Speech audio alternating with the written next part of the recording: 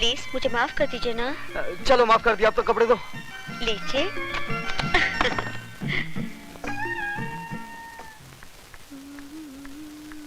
ए, इतना सज धज के कहाँ से आ रही है? पिताजी। अरे तू तो ऐसे भड़क उठी जैसे आग में घी पड़ गया हो। आग में घी नहीं पड़ा, माँ के सफेद दूध में बाप ने अपना जहर मिला दिया। अरे भाषण छोड़, अब मेरी बात मान। इसीलिए इसके जीते जी मैंने अपनी मांग का सिंदूर पोंछकर विधवाओं की ये सफेद साड़ी पहन ली। ये सफेद साड़ी मैं फिर से रंगीन बना दूं। तुम सिर्फ मेरी एक बात मान लो, गुरबचन जी भले आदमी, उनको अपना दामाद बना। तू जाता है? जाता हूँ, लेकिन याद रखना एक दिन तुम बहुत पछताएगी।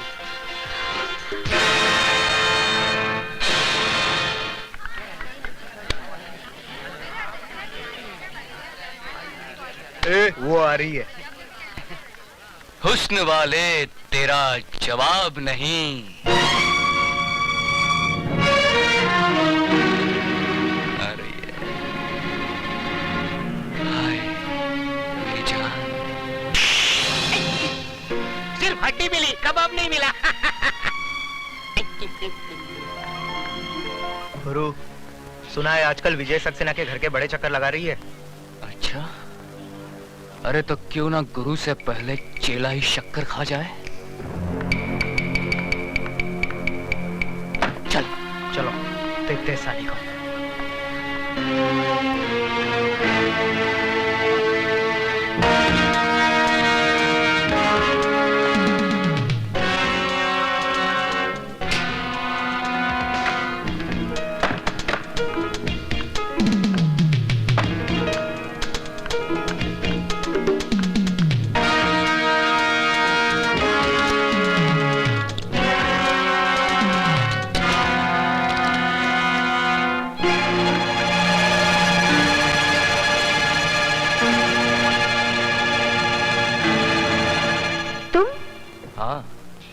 सिर्फ हम और तुम। हम तो अपनी आंखें बंद रखेंगे और तुम कुछ दिखाओगी तो भी नहीं देखेंगे। हमने अपनी आंखें बंद कर ली, अब जल्दी से गुरु के साथ शुरू हो जाओ। हाँ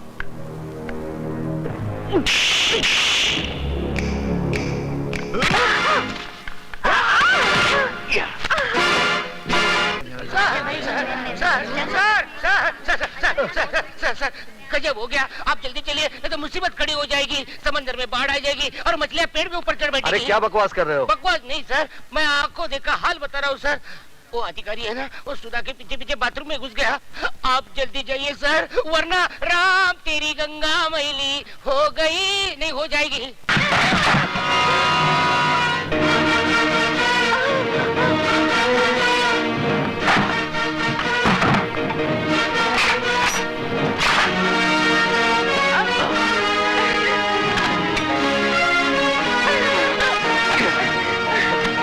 आज तुम लोगों को क्लासरूम में नहीं, बाथरूम में पढ़ाऊंगा, और ऐसा सबक पढ़ाऊंगा कि जब जब बाथरूम में जाओगे मेरी याद जरूर आएगी। हमारे रास्ते से हट जाना, नहीं तो तेरे को सुला डालूंगा। बेटे बाप को नहीं सुलाते, बाप बेटे को सुलाता है। तेरी तो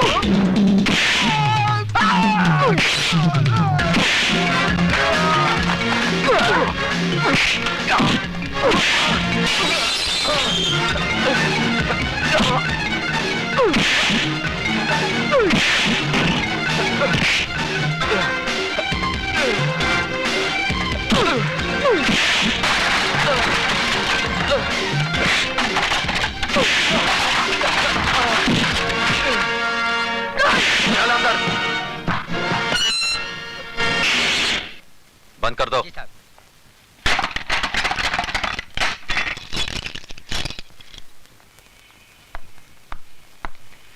अब बता विजय, सिटी कॉलेज कब ज्वाइन किया? बस थोड़े ही दिन पहले। इसका मतलब यह हुआ कि तूने लंका में कदम तो रख दिया, लेकिन अभी तक पता नहीं कि रावण कौन है।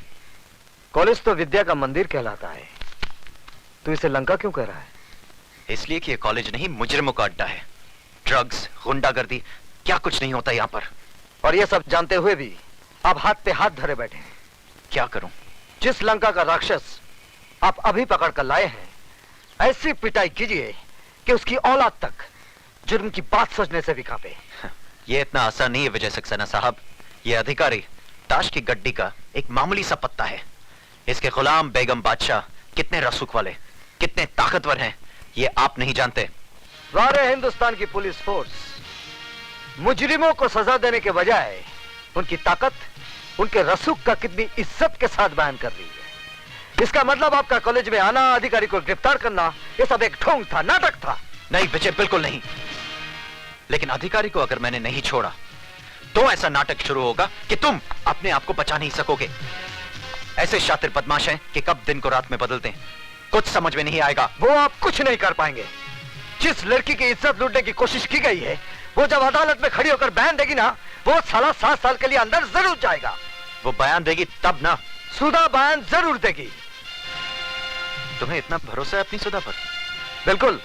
बात इतनी बढ़ गई है। हाँ, अब समझा कि मेरा सीधा साधा दोस्त एकदम से तारा सिंह कैसे बन गया।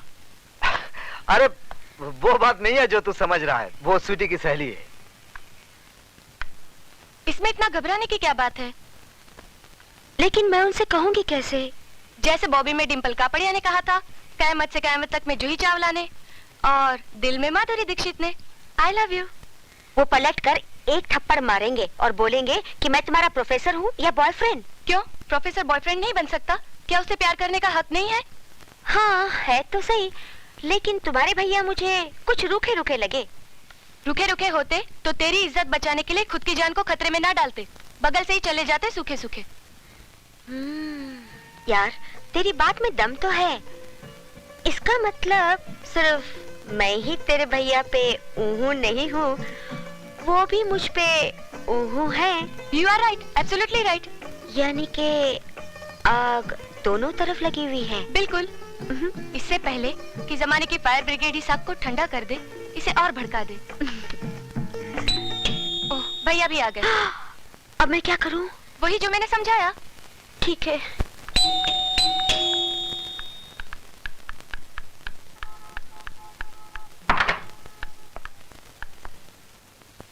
आप? जी मैं। स्वीटी कहाँ है? सीटी बजा रही है। जी? जी मेरा मतलब चाय बना रही है। बैठिए ना।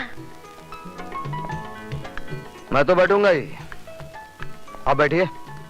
कहाँ? सामने। पास में नहीं बैठ सकती? पास में क्यों? जान पर खेलकर आपने मेरी इज्जत बचाई है।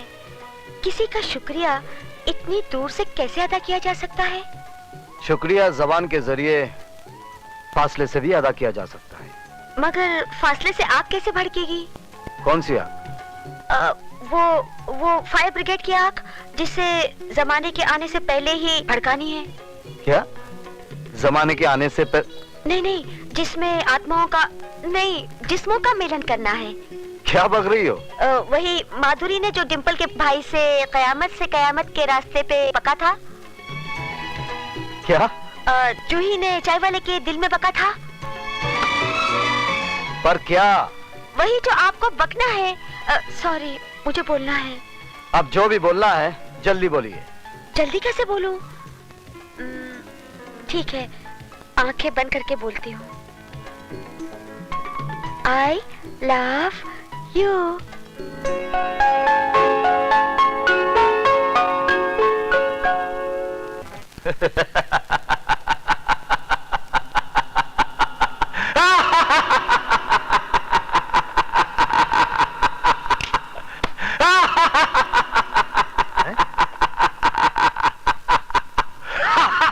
उस प्रोफेसर ने आपके भांजे को मार मार कर उसके गोल मुंह का ज्योग्राफिया बिगाड़ दिया, और आप है कि ऐसे हंस रहे हैं जैसे बहुत दिन बाद इस घर में बच्चा पैदा हुआ है।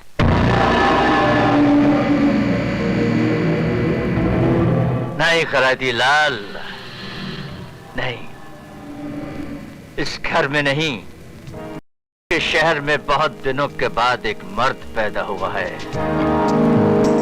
जिसने हमें ये बताने की जरूरत और कोशिश की है कि चूहा भी कभी कभी शेर बन सकता है। शेर को चूहा बनाने के लिए बब्बर शेर किस दिन काम आएंगे? उस विजय सक्सेना के लिए मेरा बेटा काली ही काफी है। काल का बेटा महाकाल।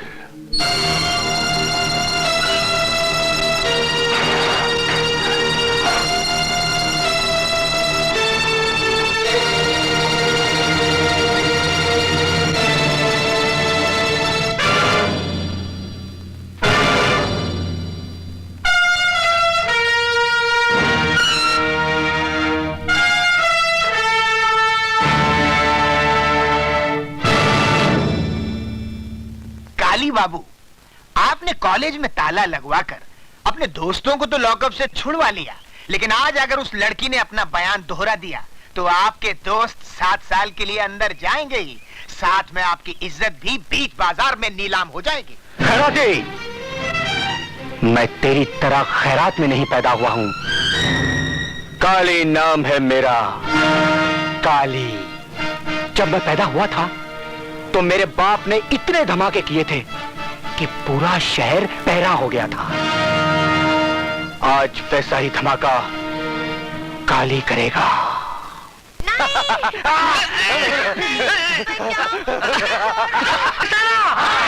विजय सक्सेना! विजय सक्सेना!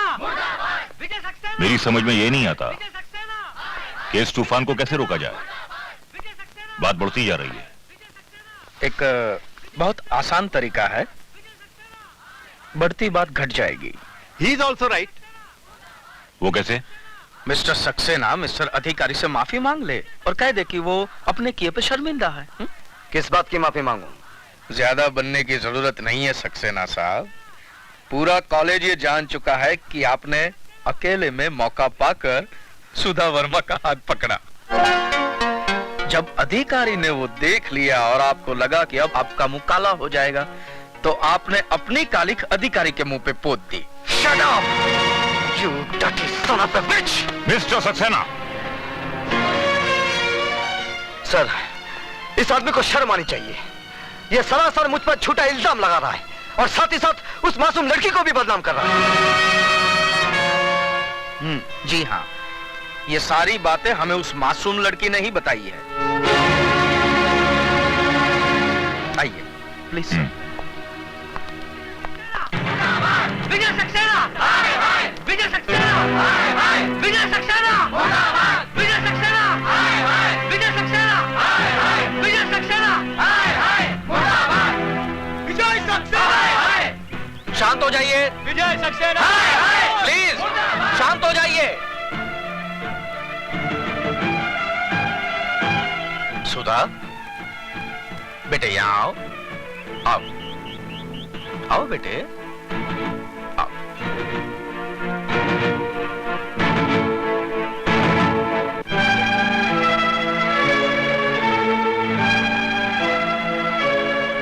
क्या ये सच है कि विजय सक्सेना के डर से कल तुमने अपनी जबान नहीं खोली? बोलो सुधा, डरो मत। यहाँ पे तुम्हारा कोई कुछ नहीं बिगाड़ सकता। बोलो बोलो सुधा। क्या ये सच है कि कल जो तुम्हारे साथ घिनौनी हरकत की गई वो अधिकारी ने नहीं बल्कि मिस्टर विजय सक्सेना ने की? ये सच है। तुम्हारा दिमाग तो नहीं खराब हो गया? दिमाग इसका नहीं आपका खराब हो गया, वरना ऐसी गंदी हरकत आप कभी नहीं करते। सर ये झूठ है, एक साजिश है मेरे खिलाफ। सुधा को जरूर। क्या दुश्मनी है सुधा की आपसे? कोई वजह तो होनी चाहिए। जवाब दीजिए। सर मुझे कुछ नहीं मालूम, लेकिन ये... आप जाने या न जाने, लेकिन आपकी भलाई इसी में है कि आप अपने किए पे शर्मिंदा होइए और मिस सुधा और अधिकारी से माफी मांगिए। नहीं तो सर हम लोग स्ट्राइक कर देंगे। इस कॉलेज को आग लगा देंगे। आप लोग ऐसा कुछ नहीं करेंगे। आप लोग ऐसा कुछ नहीं करेंगे।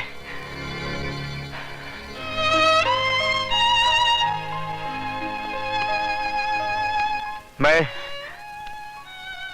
आप लोगों से हाथ जोड़कर उसको ना की माफी मांग रहा हूं जो मैंने नहीं किया है।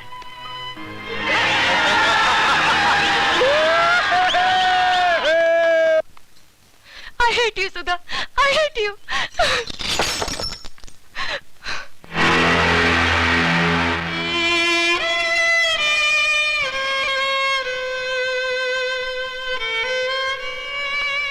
मैं इसी काबिल हूँ कि तुम मुझसे नफरत करो। तुम अब यहाँ किस लिए आई हो? मैं बताती हूँ, सुधा तुम्हारी दोषी नहीं है। आप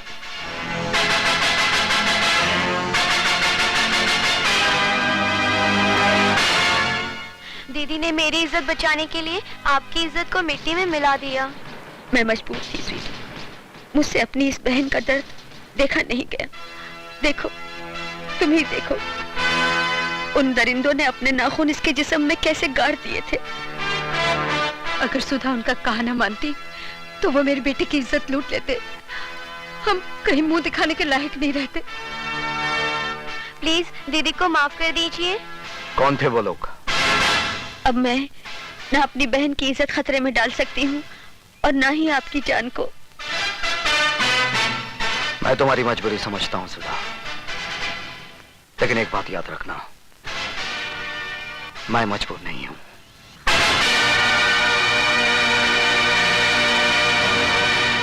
ए डमरू जी साहब। फटाफट 2 प्लेट समोसा ला। अभी लाया साहब। स्वीटी क्या हुआ? क्या सोच रही हो? मेरी जगह कोई और आ गया क्या? मजाक छोड़ो विशाल, मुझे तो बहुत डर लग रहा है। कहीं भैया को हमारे बारे में पता चल गया तो? ओफो, तुम्हारे भैया हैं या मुगले आजम? विशाल! अबे ओ डमरू! जी साहब। ये क्या है? समोसा है साहब। और ये क्या है? कॉकरोच है साहब, कॉकरोच।